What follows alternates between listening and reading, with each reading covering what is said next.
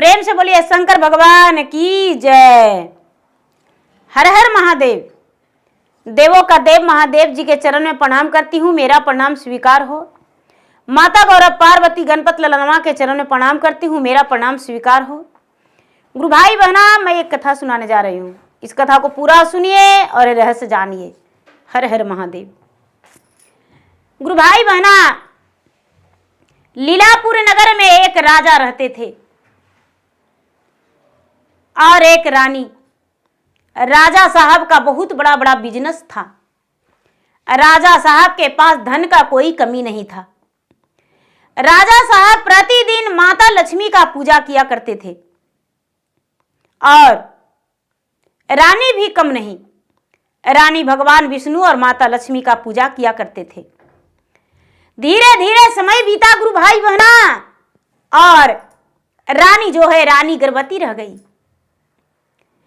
जब गर्भवती रह गई तो 9वां महीना के बाद रानी का ओद्र से एक सुंदर राजकुमार जन्म लिया। राजा साहब अपने राजकुमार को देखकर बड़ा प्रसन्न हो गए। राजा जो थे, राजा 2 भाई थे। राजा साहब का जो बड़े भाई थे, राजा साहब को फूटी कौड़ी भी नहीं देखना पसंद करते थे। उन्हें लगता था कि हे भगवान, इसका एक पुत्र हुआ है तो वह शमशान घाट पहुंच जाए।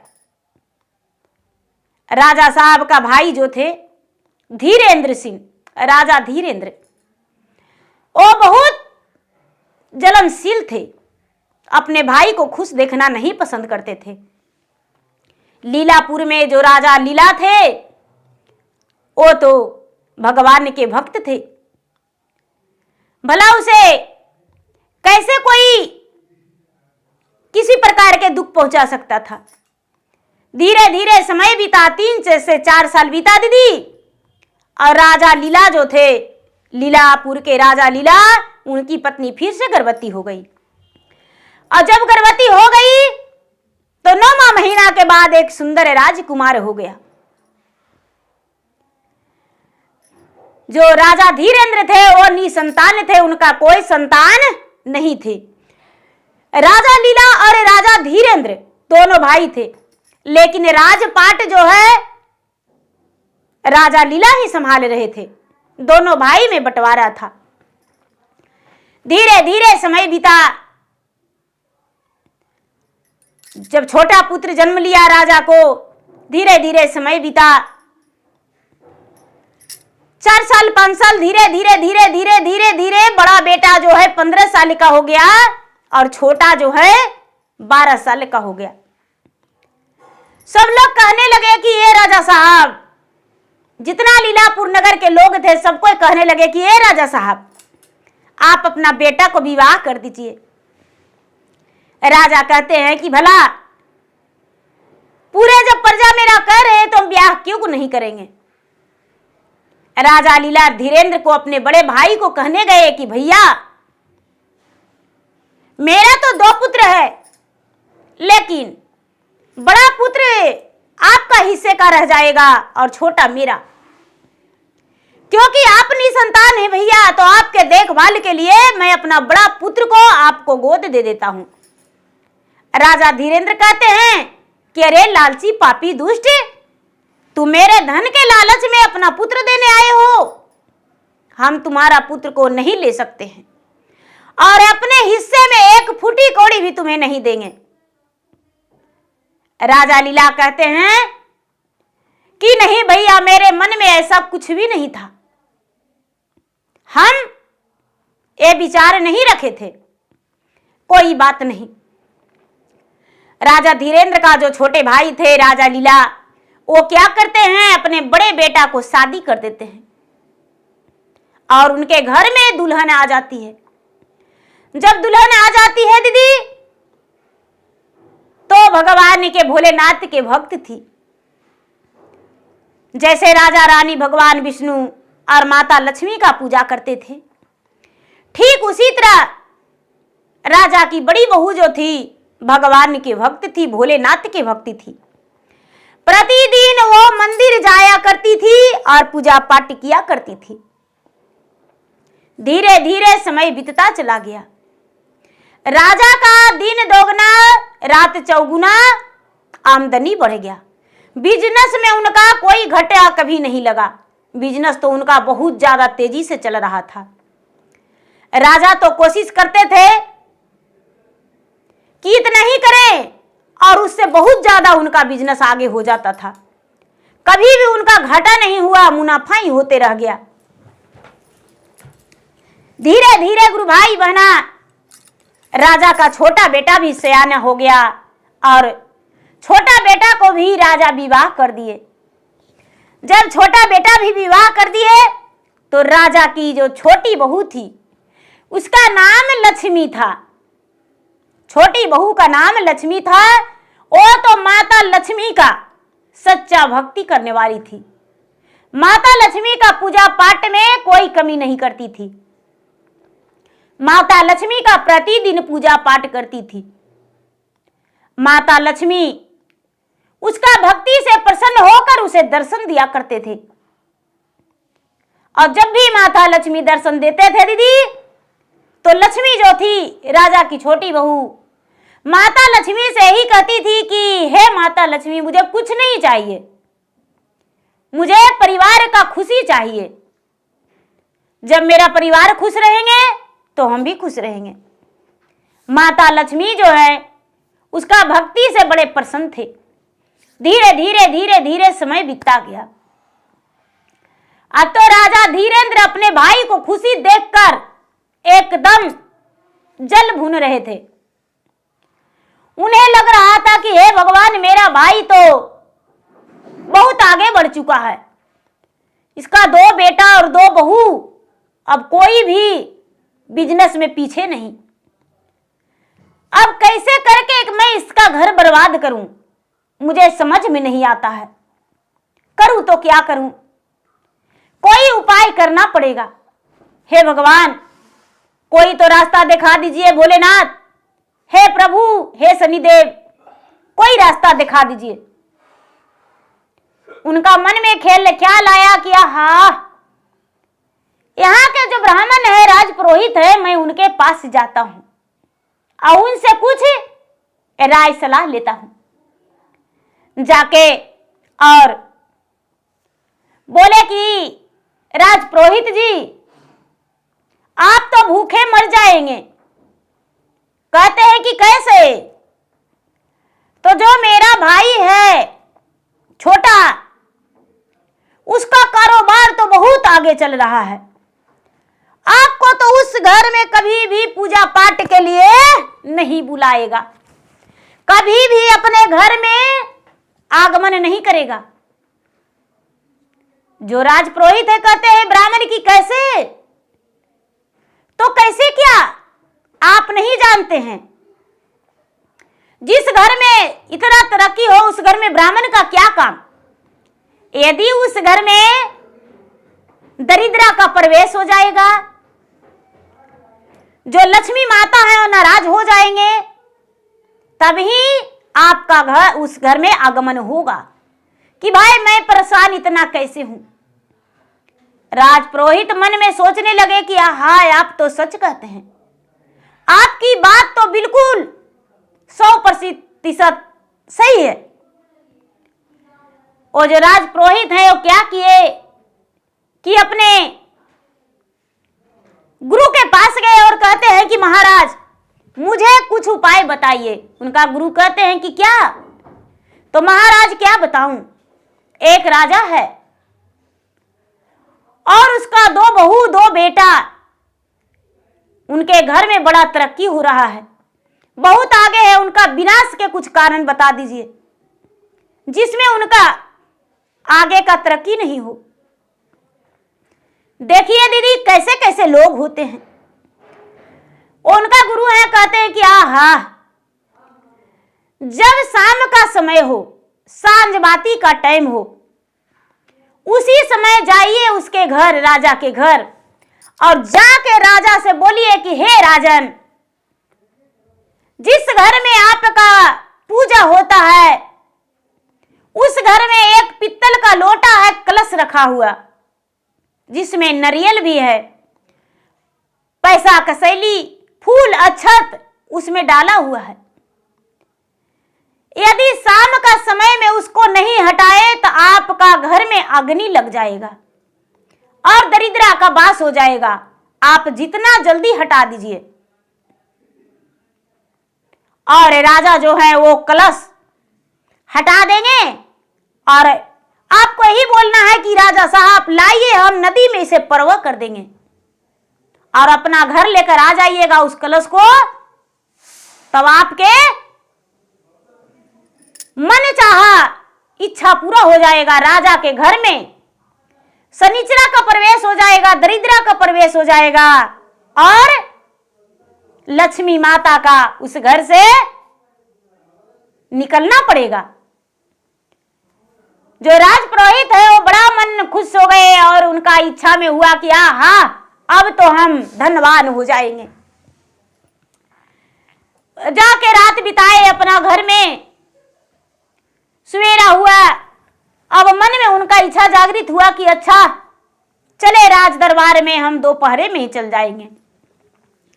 राज दरबार में ब्राह्मण पहुंच गए। ब्राह्मण को बड़ा मान सम्मान इज्जत प्रतिष्ठा हुआ। राजा कहते हैं कि महाराज मेरा घर में कैसे आगमन हुआ? राजपुरोहित कहते हैं क्या बताऊं, आपके घर में एक बहुत बड़ा दुर्घटना घटने वाला है।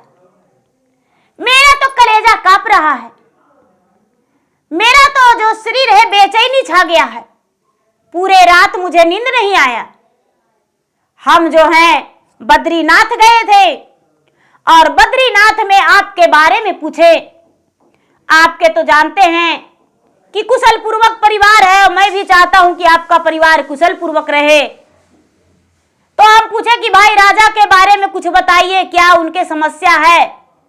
तो बद्रीनाथ में एक ब्राह्मण थे, गुरु थे मेरा, वो बोले कि राजा के घर में पूजा के स्थान पे जहां लक्ष्मी माता की पूजा की जाती है उस जगह पे एक कलश है पित्तल का और उसमें पैसा, कसैली, पुष्प, अक्षत, पानी के पत्ता डाल के और एक नारियल रखा हुआ है। यदि वो कलश नहीं हटाएंगे तो राजा के घर में आग लग जाएगा, दरिद्रा का वास हो जाएगा, शनि देव प्रवेश कर जाएंगे। लक्ष्मी माता जो हैं वो कलश से क्रोधित हैं। ये बात सुन के राजा कहते हैं कि हे ब्राह्मण देवता, जब ऐसी बात है तो हम तुरंत ही उस कलश को हटा देंगे, तनिक भी देर नहीं करेंगे। राजा की छोटी बहू जो थी सारी बात सुन रही थी। और तो लक्ष्मी माता की सच्चे भक्ति करने वाली थी दीदी।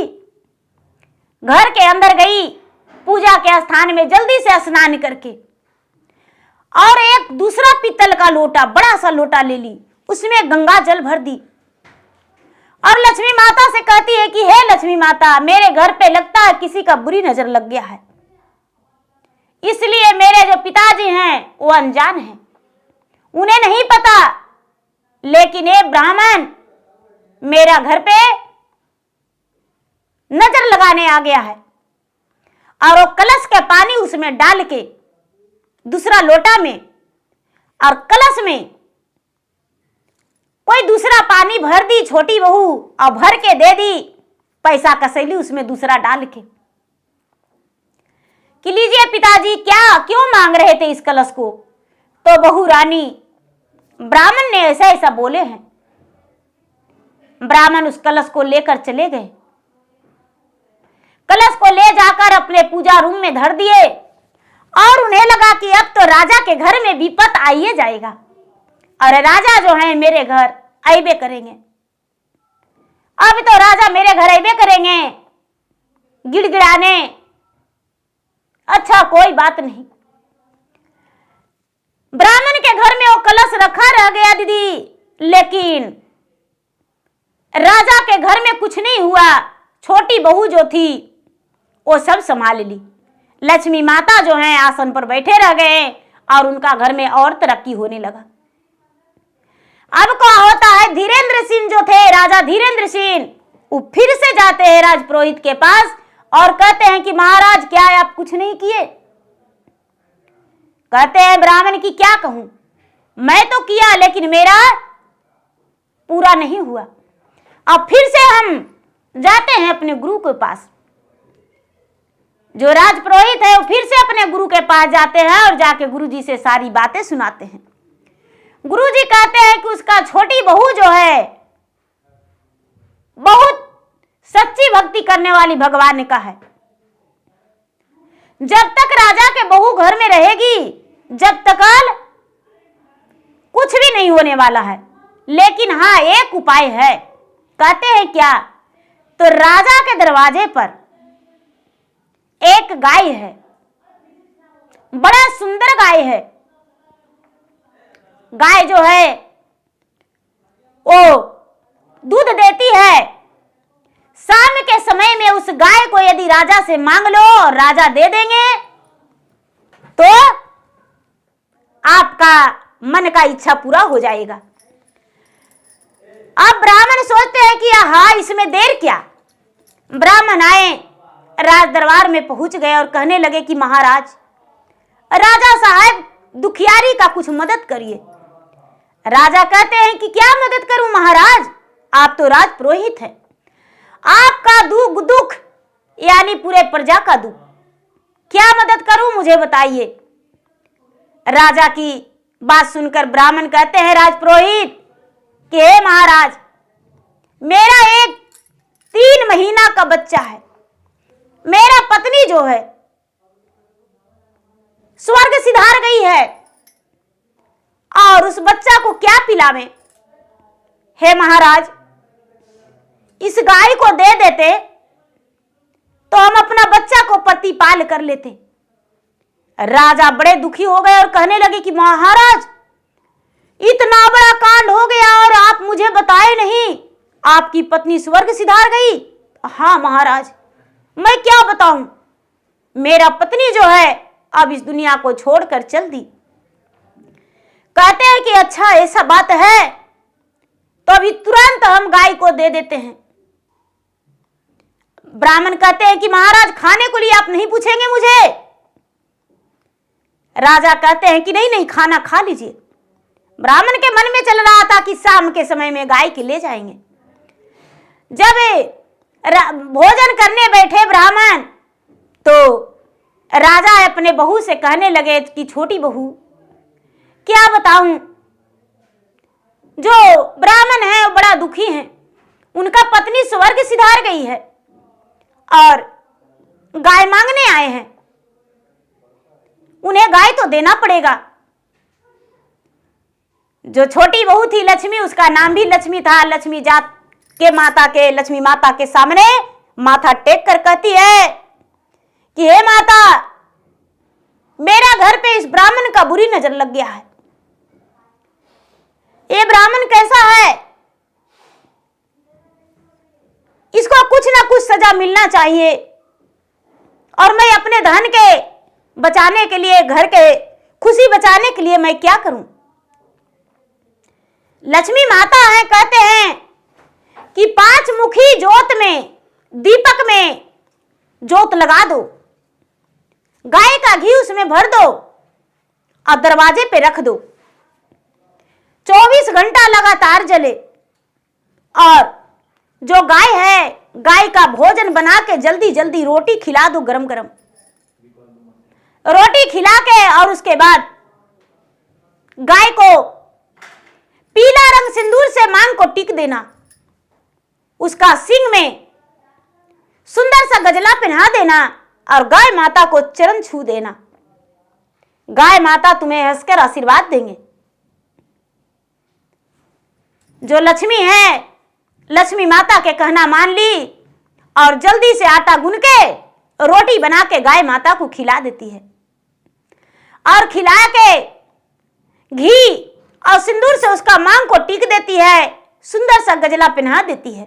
गाय माता को चरण छू के और गोड़ लग के और एक सुंदर सा चुंदर उड़ा देती है।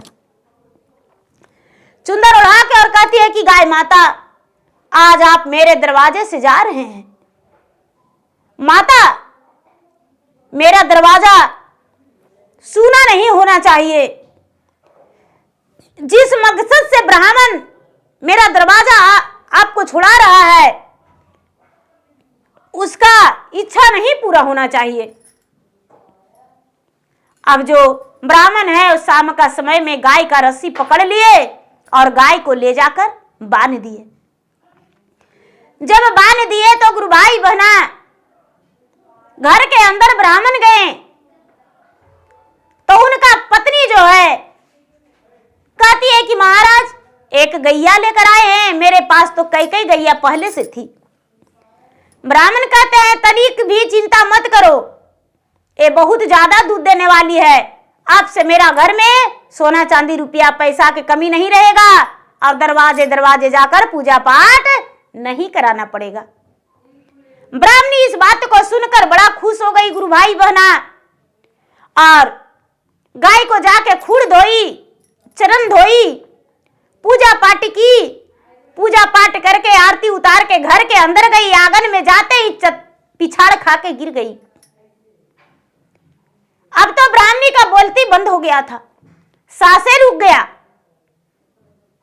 ब्राह्मण बड़ा चकित हो गए और कहने लगे कि हे भगवान, हम तो राजा से झूठ बोले थे कि मेरा पत्नी स्वर्ग सिधार गई है। अब हम किस मुंह से राजा के पास जाएंगे और कहेंगे सच। पूरा ब्राह्मण चिल्लाने लगे कि भाई मेरा पत्नी मर गई, मेरा पत्नी मर गई। सारे लोग आए, कहने लगे कि क्या बात है, तो मेरा पत्नी मर गई। कैसे मर गई? छोटे छोटे जो बच्चे थे वो कहते हैं कि ऐसे नहीं मेरी मां मरी है, मेरे पिताजी एक गाय का आगमन किए हैं। वो गाय जो है कुलछनी है, वो गाय कुलछनी है, गाय को जल्दी से खोल के हका दीजिए। एक गुरु भाई बहना राज पुरोहित तनिक भी देर नहीं किए और गाय को खूंटा से रसरी को खोल दिए और गाय राज दरबार में जाकर खड़ी हो गई। ए ब्राह्मणी उठकर बैठ गई। सारा लोग कहने लगे कि अरे बाप रे बाप, यही सच था, गाय कुलछनी थी। गाय जब आई तो ब्राह्मणी पूजा पाठ की और घर के अंदर जाने भी नहीं सकी और ये पछाड़ खा के गिर गई। इसका तो सांस भी बंद हो गया था। गाय को खोलते ही ये जीवित हो गई। अब ब्राह्मण बड़ा क्रोध हो गए। उन्हें लगा कि अब राजा के घर नष्ट करके ही रहेंगे। धीरेंद्र जो थे, राजा धीरेंद्र, वो फिर से जाके ब्राह्मण को कहते हैं कि राजपुरोहित जी, आपको करने से कोई चाल कामयाबी नहीं हुआ। देखिए वो जो मेरा भाई है उसके घर में तनिक भी फर्क नहीं पड़ा है और ज्यादा बिजनेस में आगे बढ़ रहा है। उसके घर में तो और धन संपत्ति हो गया। बड़ी बहू का 2 बेटा था, अब छोटी बहू का भी 1 बेटा हो गया है। उसके घर में तो लक्ष्मी माता लगता है, साक्षात विराजमान है। राजा धीरेंद्र का बात सुनकर राजपुरोहित सोचते हैं कि फिर से अपने गुरु के पास जाते हैं। राजपुरोहित फिर से अपने गुरु के पास गए और कहने लगे कि महाराज, मेरा सभी किया धरा सब पानी फिर गया, कुछ भी मेरा चाल कामयाब नहीं हुआ। राजा का तो दिन पर दिन अनथाही धन संपत्ति हो रहा है, उसके घर में तो संतान की भी प्राप्ति हो गया है। कुछ न कुछ उपाय करना होगा। अब उस घर में मुझे बुलावा कैसे होगा? जो राजपुरोहित का गुरु है वो कहते हैं कि मैं पहले भी बता दिए थे कि राजा की जो छोटी बहू है वो सच्ची भक्त है भगवान का, और सच्ची भक्ति करने वाली है भगवान विष्णु के और माता लक्ष्मी के। इसीलिए जब तक वो घर में रहेगी, घर में कुछ भी नहीं होने वाला है। आगे का तरक्की होगा, पीछे का नहीं। दोनों बहुएं जो है सच्चे भक्त है भगवान की। कहते हैं कि तो महाराज क्या करूं? तो उसका छोटी बहू को घर से निकलवा दो। राजा जो हैं राजा अपना छोटी बहू के घर से निकाल देंगे तो विनाश का कारण घर में बन जाएगा। ब्राह्मण इस बात को सुनकर तनिक भी देर नहीं किए, अपना घर लौटे और राज दरबार में जाके राजा के गला में लपट के ब्राह्मण रोने लगे। जब ब्राह्मण रोने लगे तो कहते हैं कि महाराज आप इतना क्यों चिंतित है, क्यों रो रहे हैं मेरे राज दरबार में आकर, क्या कारण है? कहते हैं महाराज क्या बताऊं, तीन कहते तो मेरा कलेजा फटता है, सुनने में आपको बहुत गलत लगेगा, लेकिन महाराज बिना कहे हुए आप तो मानेंगे नहीं। महाराज आप यदि उस बात को स्वीकारेंगे तो आपसे हम कहेंगे और नहीं तो आपसे नहीं कहेंगे। जी जान बकस दीजिए तभी हम आपको कह सकते हैं। राजा कहते हैं मस्तु हम जी जान बकस दिए, हम तुम्हें कोई सजा नहीं देंगे राजपुरोहित जी, आपको कोई सजा नहीं देंगे। राजपुरोहित जी कहते हैं कि क्या बताऊं राजा साहब, आपकी जो छोटी बहू है वो दरिद्र है, उल्टी है, वो डायन है। यदि 3 दिन के अंदर उसको इस घर से नहीं निकालेंगे तो आपको घर में अग्नि प्रज्वलित हो जाएगा, धू धू धू धू होकर सारा संपत्ति सब जल जाएगा, आपका मृत्यु भी हो जाएगा। आपके जो बड़ा बेटा है वो भी आपके नजर के सामने नहीं रहेंगे, आपके घर में 3 बच्चे हैं वो भी नहीं रहेंगे, बस वही कुलछनी आपके घर में वो रह जाएगी, बाकी सब नष्ट हो जाएगा। राजा कहते हैं कि हे राजपुरोहित, हे ब्राह्मण देवता, मैं आपके सामने हाथ जोड़ता हूं, पांव पड़ता हूं, मेरा जो छोटी बहू है इस घर का सचमुच में लक्ष्मी है, मैं उसे घर से नहीं निकाल सकता हूं, आप मेरे दरबार से चले जाइए। जो ब्राह्मण है कहते हैं महाराज आप पछताएंगे, आप पछताएंगे, आपको हर मुसीबत से हम बचाए हैं। उस दिन भी पीतल का लोटा आपको पूजा रूम से हम निकलवा दिए, आपका जो बलह था वो टल गया। आज हम चेतावनी देने आए हैं, कल को रोइएगा तो मुझे मत बुलाइएगा, आपके दरवाजे पर हम दहलीज नहीं लांघेंगे। एक गुरु भाई बहना, राजा जो हैं, राजा बड़ा इमोशनल हो गए और सोचते हैं कि हे भगवान अब मैं क्या करूं। कहते हैं ब्राह्मण देवता आपकी बात मुझे स्वीकार है, आपकी बात मुझे स्वीकार है, हम छोटी बहू को अवश्य निकाल देंगे घर से। जो राजा हैं राजपुरोहित को बहुत सारा दान दिए, सोना चांदी रुपया पैसा कपड़ा। राजपुरोहित अपना घर चले गए मुस्कुराते हुए। अब क्या करते हैं गुरु भाई बहना, राजा जो हैं राजा लीला अपने छोटी बहू के पास जाते हैं, छोटी बहू के पास जाते हैं और कहते हैं बहू मुझे बहुत जोरों से भूख लगा हुआ है। छोटी बहू सारी सच्चाई जान रही थी कि ब्राह्मण क्या बोला है और मेरे पिताजी मुझसे क्या बोलेंगे। राजा बोले कि छोटी बहू मुझे बहुत जोरों से भूख लगा हुआ है।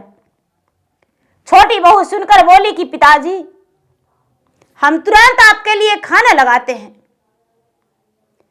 राजा कहते हैं बहू वो तो बासी भोजन है, तुरंत बना के मुझे खिलाओ। राजा हाथ में मिर्ची का पाउडर और नमक बहुत सारी रख लिए थे।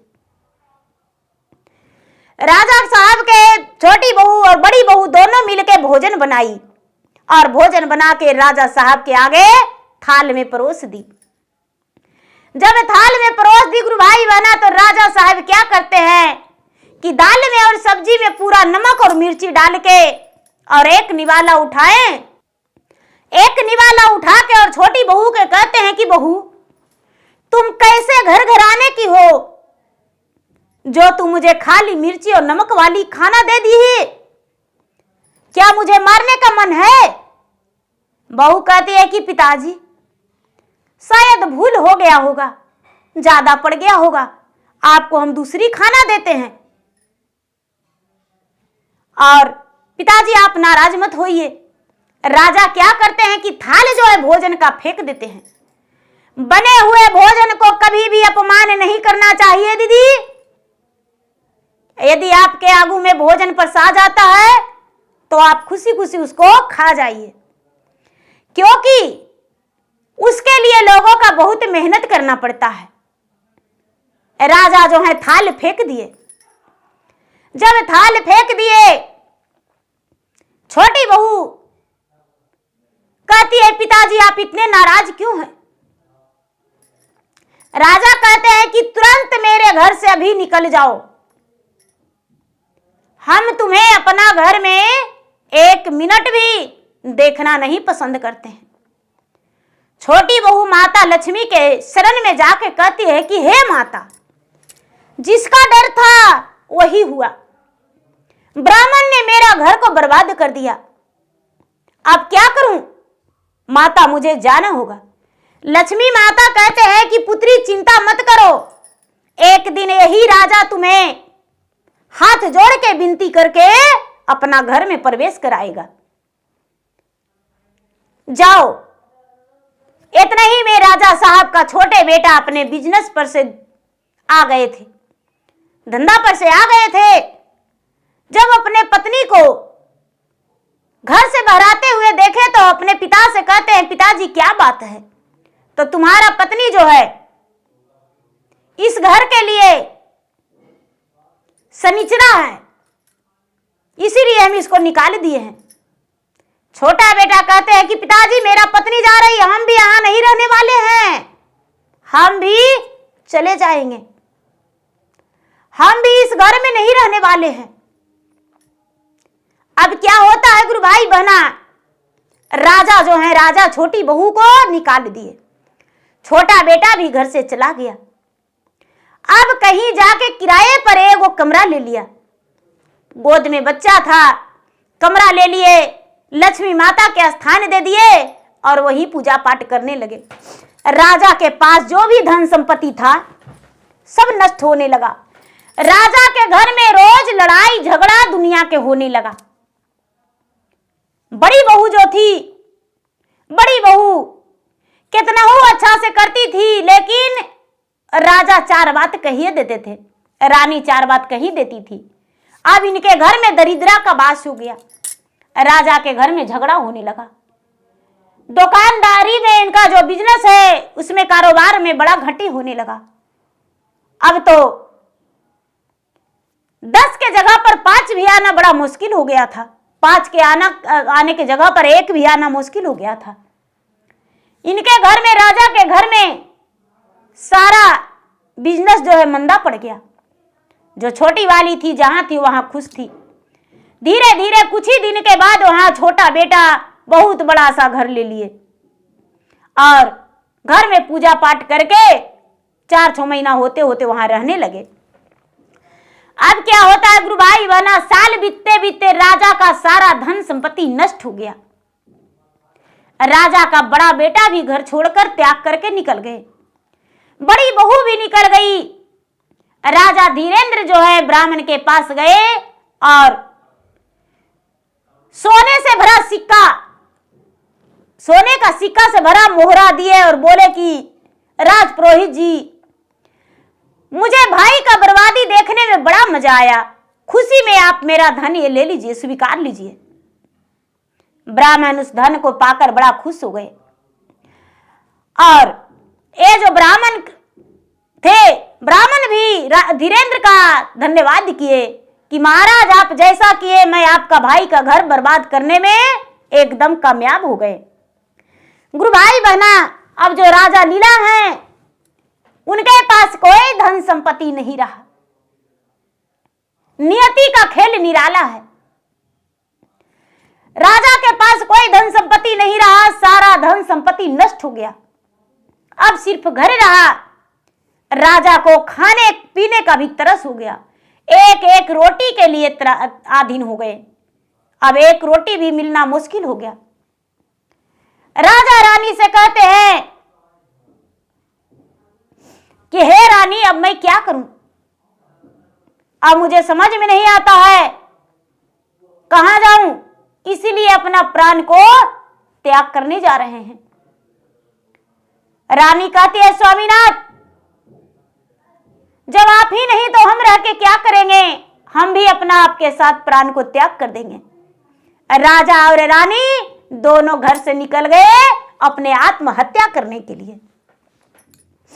जब आत्महत्या करने के लिए निकल गए गुरु भाई बहना, तो सोचे कि पहाड़ी पर जाके कूद जाएंगे जो मेरा प्राण चला जाएगा।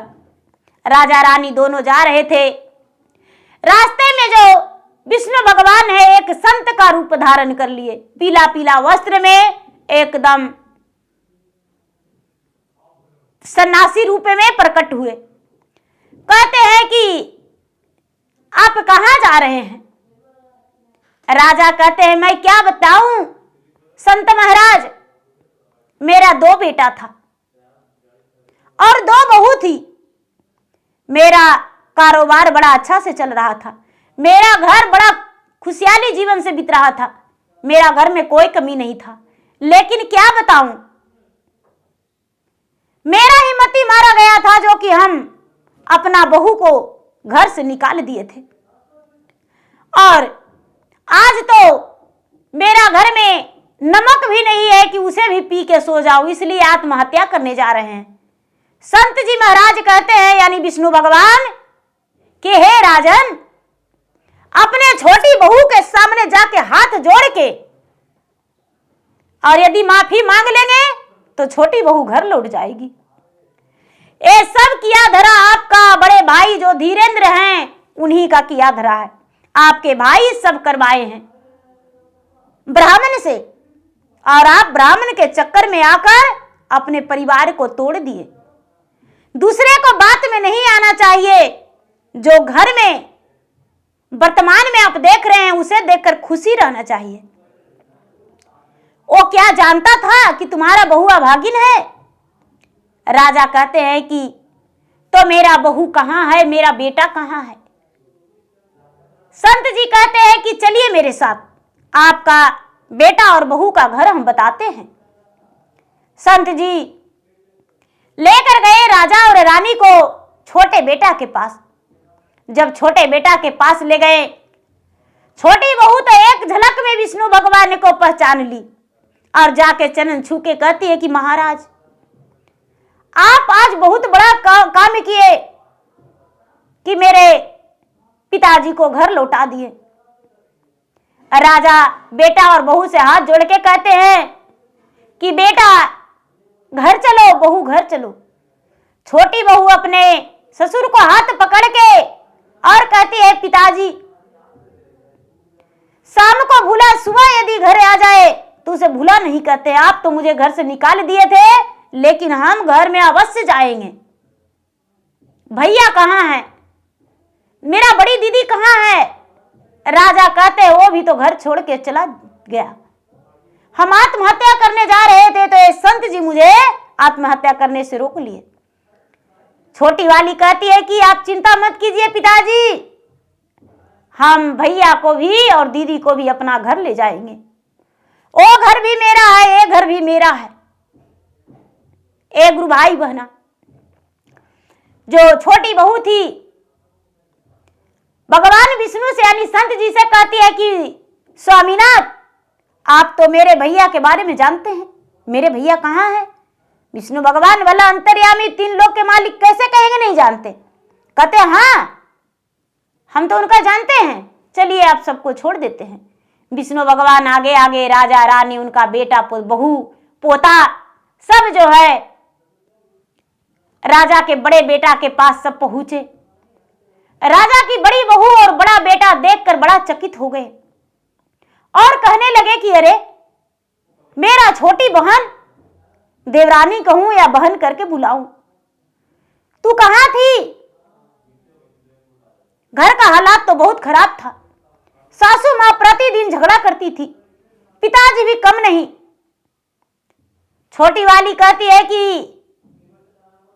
क्या बताऊं बड़ी दीदी, ये सब करवाया गया था।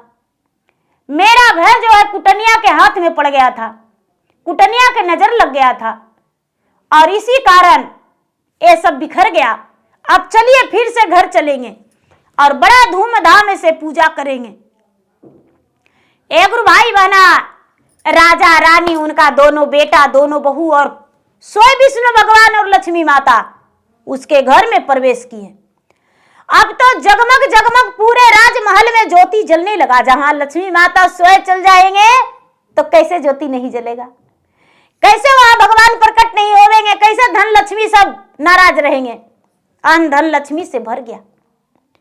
राजा कहते हैं कि आज बड़ा खुशी का दिन है, आज हम भगवान सत्यनारायण स्वामी का कथा करवाएंगे और कथा करवा के और सारा परिवार खुशी जीवन बीतेंगे। वही राज पुरोहित को बुलाए गुरु भाई बहना और राजा कहते हैं कि राज पुरोहित जी मेरा घर में चलिए, एक कथा करवा दीजिए। राज पुरोहित कहते हैं कि राजन क्या कुशल मंगल है ना? तो हाँ, मेरा घर में कुशल मंगल है। राज पुरोहित जी आए और कुशल पूर्वक से उनके घर में कथा करवाएं। राजा जो है, राजा दान पुण्य में अन्न वस्त्र रुपया सब कुछ दिए। राज पुरोहित सब कुछ लेकर घर में गए। धीरेन्द्र के पास गए, राजा धीरेन्द्र के पास गए और कहने लगे कि हे राजा धीरेन्द्र, बेटा और बहू तुम्हारा छोटे भाई का फिर से लौट गया है।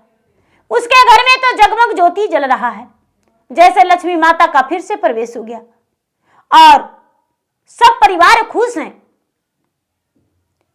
वो धीरेन्द्र कहते हैं कि क्या ऐसा हो गया? तो हाँ। इतना ही में देखते हैं कि अरे एक दीपक जल रहा था, उसी से राजा धीरेन्द्र का पत्नी का चुनर जल गया और चुनर जलते जलते पूरे घर में अग्नि का प्रवेश हो गया। राजा धीरेन्द्र का पूरा संपत्ति नष्ट हो गया, घर में आग लग गया और सारा संपत्ति नष्ट हो गया। जो ब्राह्मण थे उनको लकवा मार दिया, ब्राह्मण का बोलती बंद हो गया। ब्राह्मण जो है नहीं कुछ बोलना चाह रहे थे, जो बोल पाए। अब पूरा नगर में हल्ला हो गया कि भाई जो राजा धीरेन्द्र थे उनका घर जल गया और ब्राह्मण पता नहीं किस लिए पहुंचे तो उनको भी लकवा मार दिया है। अब वो तो बोल नहीं पा रहे हैं। गुरु भाई बहना, करनी का सजा उन्हें मिल गया और ब्राह्मण के परिवार बेटा बेटी उनको घर ले गए, डॉक्टरी इलाज करवाए, लेकिन जीवन भर वो बोल नहीं पाए। और गुरु भाई बहना, जो राजा धीरेन्द्र का छोटे भाई थे, वो राजा लीला जो थे, उनका जीवन में फिर से खुशहाली आ गया और धन संपत्ति से घर भर गया। सारा परिवार मिलजुल के रहने लगे, उनका बिजनेस में तरक्की हो गया। लक्ष्मी माता और विष्णु भगवान की कृपा से सारा खुशहाली जीवन बीता। तो गुरु भाई बहना, देखिए समय का खेल निराला है। लोग तो कुछ भी चाहे, लेकिन फिर से उनका समय जो है पलट गया और माता लक्ष्मी का जो इच्छा हुआ वही हुआ। तो गुरु भाई बहना, मेरा वीडियो अच्छा लगे तो मेरा वीडियो को लाइक करें, शेयर करें। चैनल पर यदि नए हैं तो चैनल का सब्सक्राइब करें, बेल आइकन घंटी को दबाएं, जो कि मेरा वीडियो का नोटिफिकेशन सबसे पहले आपके पास जाए और आप मेरा वीडियो सुन सके। कमेंट बॉक्स में हर हर महादेव, जय शिव गुरु जरूर लिखें। धन्यवाद।